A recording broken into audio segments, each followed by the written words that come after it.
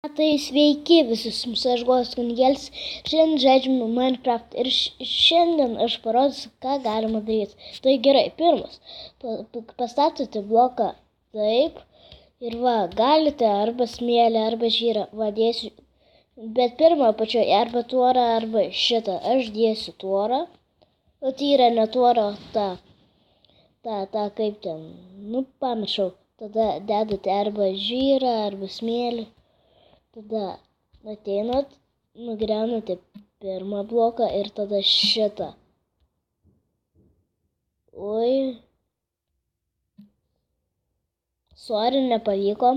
Tai su to nepavyko, tai šitą tada dedam.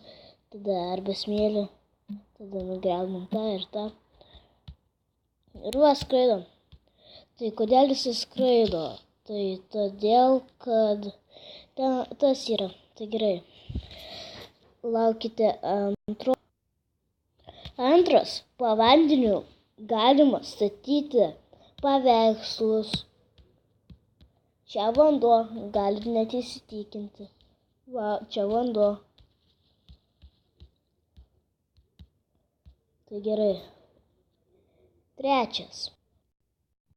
Trečias, tai paimi šitą, padedi ant sienos ir paimi laikrodį ir paspaudi. Jisai eina. Jisai palaukit, tuoj pasikeis ant ten ir pas mane rankose. Pasikeis, palaukit.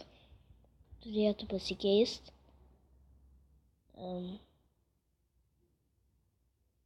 Pasikeisk. Pasikeitė. Tai mano rankose ir ten pasikeitė. Tai toks jau buvo ir video. Dar čia man rodos ketvirtas.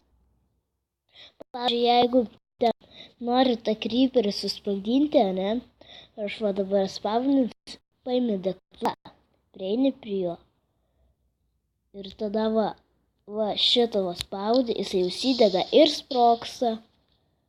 Tai laukite penkto. Jei labai daug džiunglėse creeperių, tai jūs galite paimti, prisiauginti liūtuką. Dabar čia būsiu neprisiauginęs. Padedat, creeperiai bėga. Jie bijo šitų liūtų. Kaip čia, kačių bijo.